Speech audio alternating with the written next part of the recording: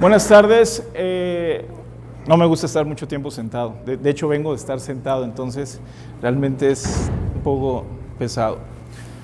Bien, gracias por haberme invitado. Realmente es un gusto estar aquí otra vez con ustedes. No sé, tendrá como un año la última vez que estuvimos, 2 años la última vez que estuvimos aquí con ustedes. Mañana es Día del Abogado, muchas felicidades de antemano, ¿no?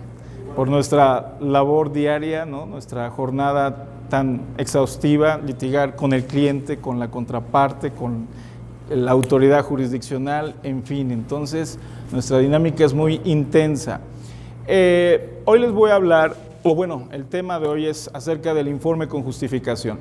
Y me interesa mucho hablar del informe con justificación aunado a los presupuestos procesales en el juicio de amparo, en razón de que, pues como autoridad responsable, pues hay que contestar el escrito de demanda, ¿no? Donde el quejoso, pues, manifiesta la inconstitucionalidad del acto que se le reclama, en este caso, a las juntas responsables, que estaríamos hablando de amparo directo, excepcionalmente el amparo indirecto.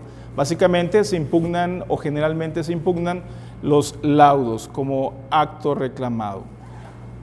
Es importante también precisar, y siempre lo hago de una manera muy puntual, que debemos de ver a la figura del amparo como un juicio. O sea, la figura del amparo no es un recurso, por favor. O sea, nos debemos de quitar completamente la idea de recurso para poder entender mejor el alcance y la dimensión que tiene. Y entendiendo más el alcance podemos manejar más la técnica jurídica en materia de amparo, porque déjame decirte que es demasiado técnico el juicio. Aunque existe la figura jurídica de la suplencia, de la deficiencia de la queja, el tecnicismo del derecho de amparo realmente es bastante, y sobre todo del lado del patrón. El lado del patrón es demasiado rígido, demasiado estricto, como un principio rector más del derecho de amparo. Bien, entonces, entendiendo que esta figura no es un recurso más en materia de trabajo, porque no lo es. O sea, en el recurso se califica la legalidad, ¿no? Calificamos la legalidad, es decir, si el actuar de la autoridad en un recurso se apega o no a la codificación ordinaria, ¿no? En materia de trabajo obviamente no hay recursos, hay medios de defensa, no hay recursos, pero en materia civil, si el actuar del juez se apegó a lo que dice el Código Adjetivo Civil, y de esa manera se califica la legalidad. Hablar de la constitucionalidad, porque en el derecho de amparo se califica la constitucionalidad del acto, que es diferente. Analizamos el acto a la luz de lo que se establece en el Código Fundamental, lo que dice la Constitución, lo que dice la Carta Magna. Básicamente, fundamentación y motivación, derecho de audiencia, debido proceso, en fin. Ya no nada más con la Constitución, sino también con los instrumentos internacionales, donde el Estado mexicano sea parte. Entonces amplía más el espectro en materia de derechos humanos. Pero desde esa perspectiva lo tenemos que ver y analizar. Por lo tanto, estamos hablando de un juicio más, un juicio donde hay un actor, que es el quejoso, el que resiente la lesión en su esfera jurídica en materia de derechos humanos, es el actor, el demandado, la autoridad responsable, que lo va a dirimir la controversia constitucional, un órgano competente, donde tenemos una parte sustantiva, que es la materia de derechos humanos, y una parte adjetiva, que es la ley reglamentaria del artículo 103 y 107 de la Constitución. Entonces, no es un recurso, es un juicio donde se califica la constitucionalidad del acto. La litis es constitucional, por violación a la Constitución, y de esa forma analizamos el acto. ¿Ok? Si el acto está debidamente fundado o motivado, que de una u otra forma tenemos que calificar o ver lo que dice la Ley Federal del Trabajo, pero insisto, no lo vemos desde un plano de legalidad, sino constitucional, y desde ese enfoque, por favor, tenemos que ver al derecho de amparo. En ese sentido, hablar, por favor, si es tan amable, gracias. En ese sentido, hablar del informe con justificación, que para el amparo indirecto son 15 días, de acuerdo a lo que dice el artículo 117 de la ley, gracias, muy amable. Y en amparo directo, bueno, aquí lo tiene que remitir la autoridad responsable junto con las constancias, el emplazamiento, las notificaciones, las constancias que soporten la constitucionalidad del acto, en fin, en ese momento también tiene que rendir el informe con justificación en el término de 5 días. ¿Ok? La omisión, por favor. La omisión de la rendición del informe en amparo directo es que se presumirá como cierto el acto reclamado. Y corriendo a cargo del quejoso probar la inconstitucionalidad del mismo, cuando éste no sea inconstitucional en sí mismo. ¿Cuándo se refiere la norma o a qué puntualiza la ley cuando dice cuando el acto reclamado no sea violatorio de derechos humanos en sí mismo? Por ejemplo, si el acto reclamado consiste en la omisión de dictarse el laudo, si yo no rindo el informe como autoridad, pues entiendo que efectivamente se tiene por cierto que no has emitido el acto dentro del término que establece la Ley Federal del Trabajo. ¿Ok? Cuando no, si el acto reclamado es no ha dictado el laudo la autoridad responsable, han pasado 3 años, 2 años, o etcétera, y la Junta no rinde el informe, entonces se presume que es cierto el acto. Si se presume que es cierto, la inconstitucionalidad va implícita en ese acto. ¿Ok? En ese sentido, bueno, pues el quejoso no tiene que probar la inconstitucionalidad del acto, distinto de otras actuaciones donde el quejoso, ante la falta o la rendición del informe, se tendrá por cierto el acto, pero ello no conlleva que forzosamente sea inconstitucional. Puede ser un embargo, alguna actuación, etcétera, pues sí existe el acuerdo, sí existe la diligencia, pero eso no implica que viole los derechos fundamentales del gobernado. Bajo esa premisa tiene el quejoso la carga de la prueba de evidenciar la inconstitucionalidad de dicho acto. Por favor. En amparo directo es diferente. En amparo directo, la omisión de no rendir el informe, bueno, pues obviamente ello implica pues, que no he dado trámite a la demanda de amparo porque tengo que remitir la demanda con el informe y las demás constancias, entre esas el emplazamiento del tercero interesado. La omisión de no darle trámite a la demanda y obviamente pues, no rendir el informe pese a que el quejoso instó la acción de amparo, pues será impugnable a través del recurso de queja.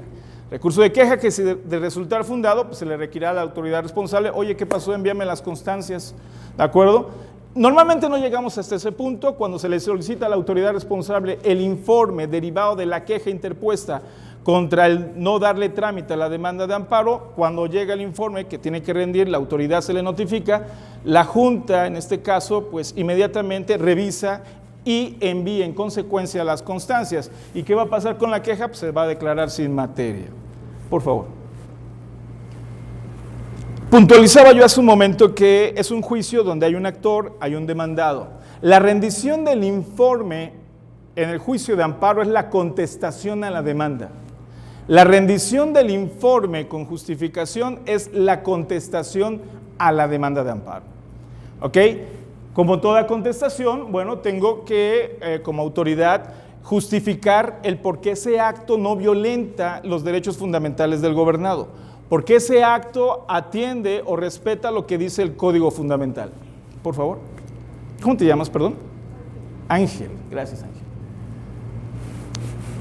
Si el informe con justificación es la contestación a la demanda, no nada más es suficiente que yo alegue en esa contestación a la demanda de amparo el por qué el acto reclamado no viola derechos fundamentales, sino también tengo yo que evidenciar, en todo caso, por qué no se satisfacen ciertos presupuestos procesales que motiven al no análisis del fondo de la constitucionalidad, de la controversia constitucional planteada por el accionante.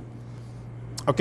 Claro, algunos de ellos los podemos ver en los principios rectores del amparo, ¿no? Como el principio de distancia de parte agraviada, agravio de personal y directo, principio de definitividad, aspectos que son necesarios para poder debatir el fondo de la controversia. Como en todo juicio, obviamente en todos los juicios hay presupuestos procesales. En materia de amparo no es la excepción, como juicio hay presupuestos procesales.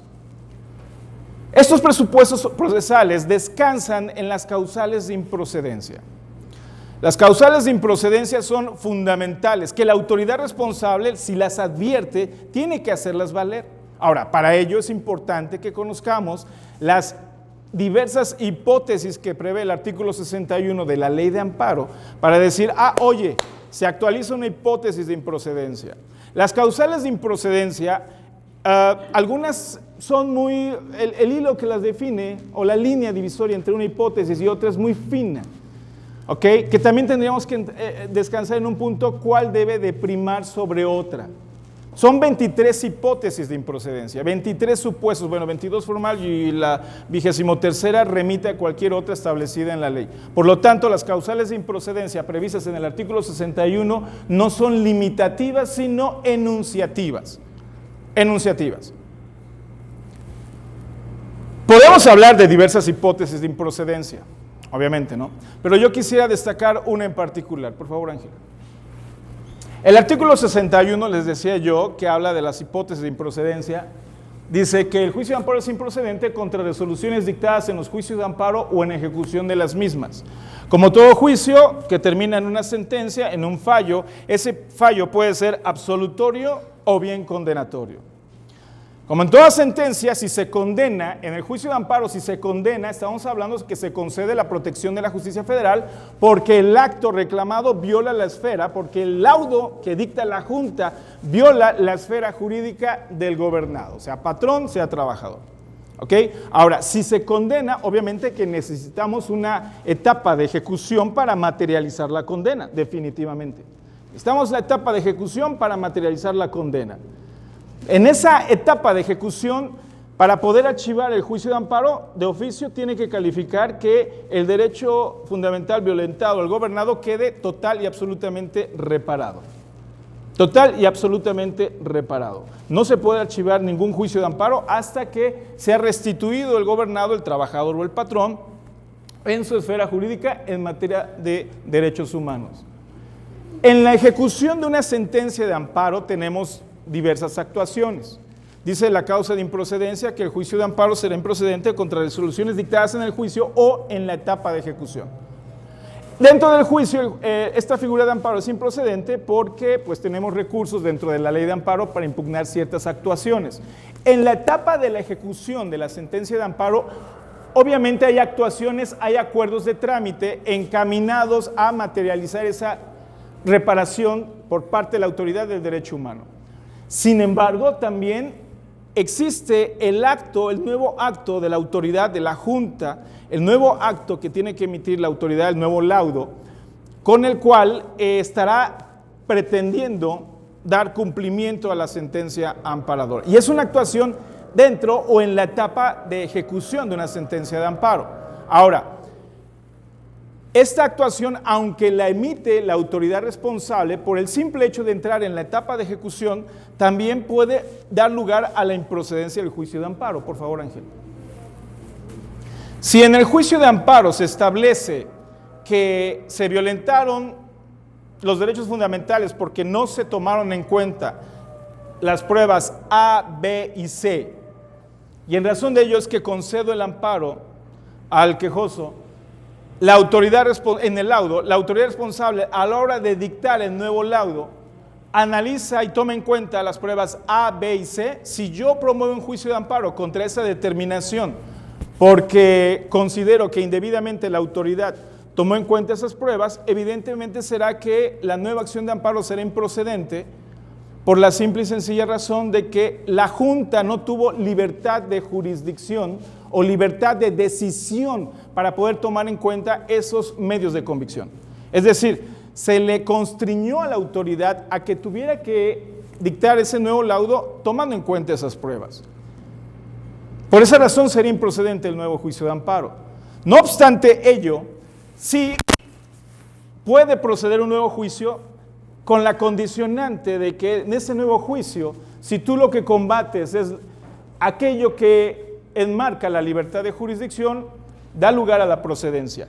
¿Qué se debe de entender por la libertad de jurisdicción? Decía yo, darle la oportunidad a la autoridad que decida como considere.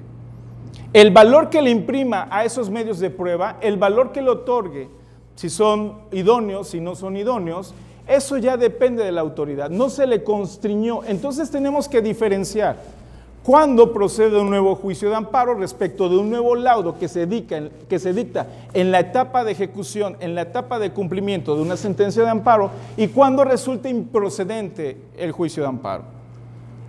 ¿Sí me explicó? Todo descansa en la libertad de jurisdicción que se le da a la autoridad responsable. ¿De acuerdo? Lo cual es pan de todos los días en los amparos concedidos, donde se le requiere a la autoridad que dicte un nuevo laudo, ciñéndose a lo establecido en la ejecutoria federal.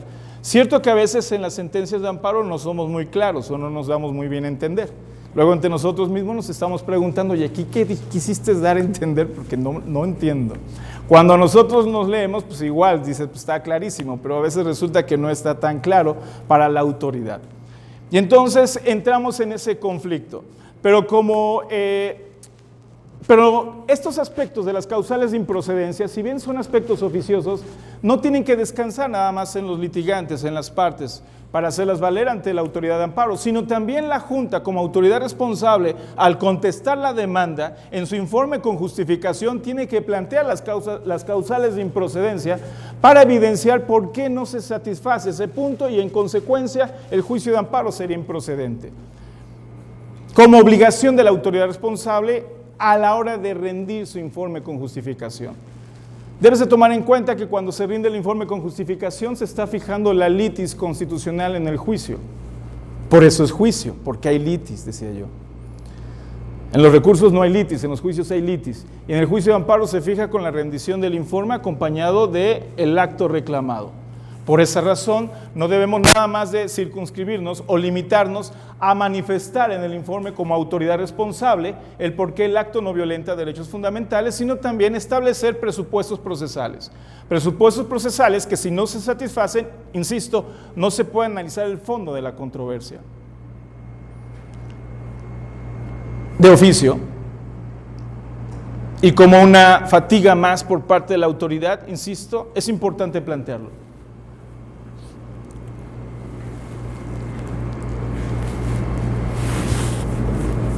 Me comentaban que hay muchas inquietudes acerca de la Ley Federal del Trabajo en cuanto a la que acaban de publicar en el mes de mayo. Hay algunos puntos interesantes propios de la materia, ¿no? Hay mucha para poder comentar, disertar. Permean muchos artículos todavía, algunas figuras tomadas de jurisprudencia muy interesantes. En este caso, este artículo habla acerca del ofrecimiento de trabajo. Yo quiero hablar acerca del ofrecimiento de trabajo en un plano constitucional. En un plano constitucional.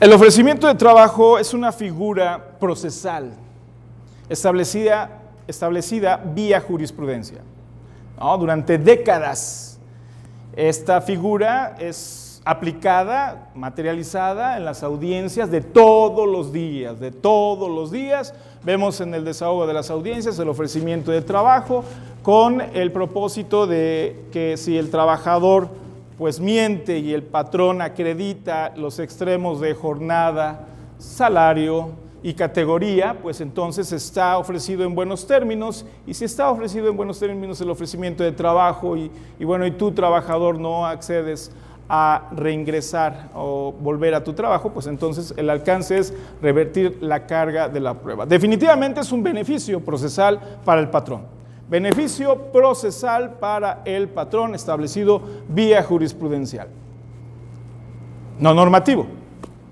Y así ha sido por décadas, hasta el mes de mayo. En el mes de mayo al legislador pues ya se le ocurre, vamos a hablar acerca de el ofrecimiento de trabajo.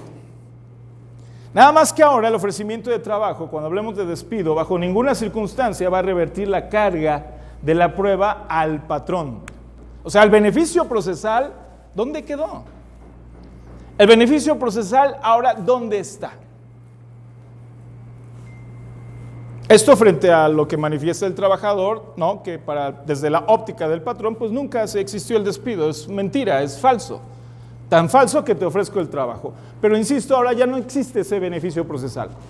En un plano constitucional podríamos decir, el artículo 1 de la Constitución, párrafo 3, habla de los principios de los derechos humanos, principios universales acerca de los derechos humanos, y dentro de estos principios está el de progresividad. ¿Qué entiendo yo por el principio de progresividad? El principio de progresividad quiere decir que una vez reconocido un derecho, no puede ser desconocido. Una vez obtenido un derecho, no puedes desatenderlo, no puedes soslayarlo, no puedes desconocerlo. ¿Me explico? El patrón tiene un beneficio procesal con el ofrecimiento de trabajo. La ley federal dice, no, fíjate que ya no. Fíjate que aun cuando niegue el despido el trabajador y tú ofrezcas el trabajo, pues no se va a revertir la carga de la prueba. Ahora el punto y la interrogante, si es un beneficio procesal que tenía el patrón y dada la reforma a la ley federal del trabajo que dice que ya no revierte la carga de la prueba, es decir, el beneficio procesal ya no está, se violenta o no el principio de progresividad. Que mira, concedemos muchos juicios de amparo cuando la norma que emite el Congreso violenta el principio de progresividad, se concede la protección de la justicia federal. La inquietud ahora es si este artículo, que desconoce el beneficio procesal, violenta o no el principio de progresividad. La norma está dirigida para el patrón. Así dice el texto, ¿no? No dice parte demandada, dice patrón. ¿Ok? Yo soy patrón.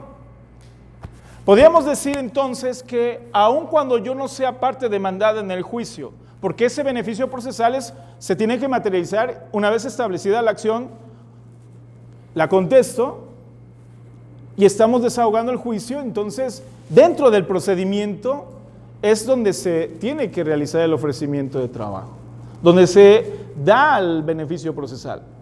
Ahora, la pregunta ¿es necesario que estemos en el controvertido, en el desahogo del juicio, para poder decir se desconoce y se violenta el principio de progresividad?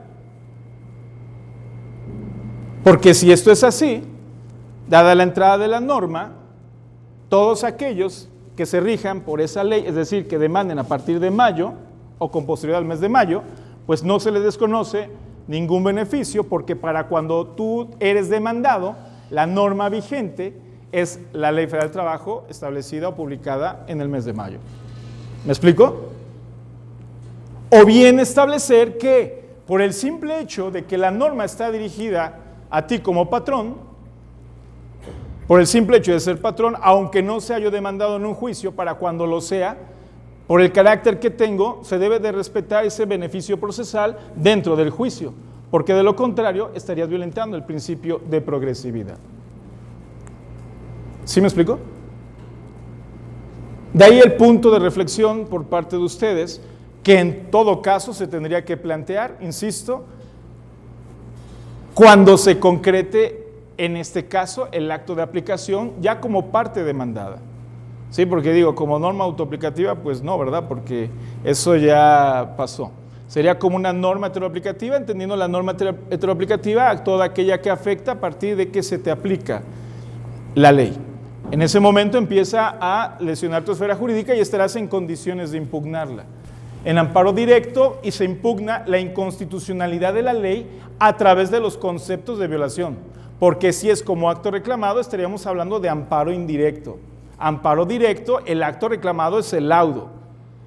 La inconstitucionalidad de la norma lo voy a alegar en concepto de violación. La autoridad responsable solamente es la Junta.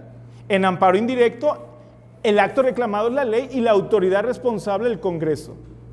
Desde esa perspectiva hay una diferenciación en la técnica para el amparo indirecto como en el amparo directo. ¿De acuerdo? Pero insisto, eso no quiere decir que no se puede impugnar la inconstitucionalidad de la norma por violentar el principio de progresividad.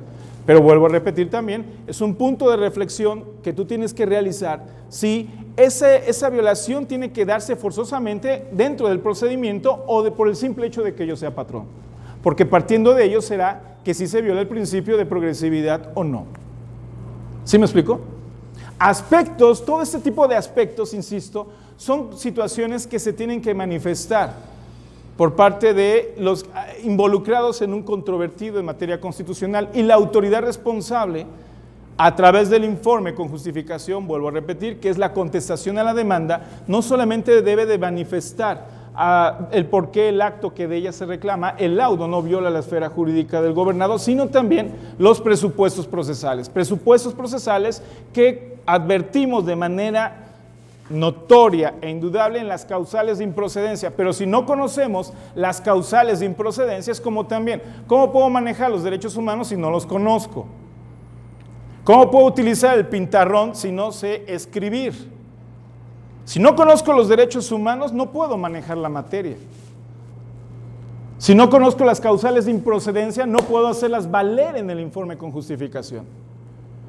Y mira que no nada más es la oportunidad de la demanda, son muchísimas hipótesis de improcedencia, pero tenemos que conocerlas y plantearlas, hacerlas valer. Oye, es evidente y palpable, para que el tribunal colegiado pues diga, definitivamente tiene razón. Se actualiza la causa de improcedencia y en vía de consecuencia deseche la demanda. ¿De acuerdo? ¿Alguna pregunta? ¿Algún comentario? ¿Alguna duda?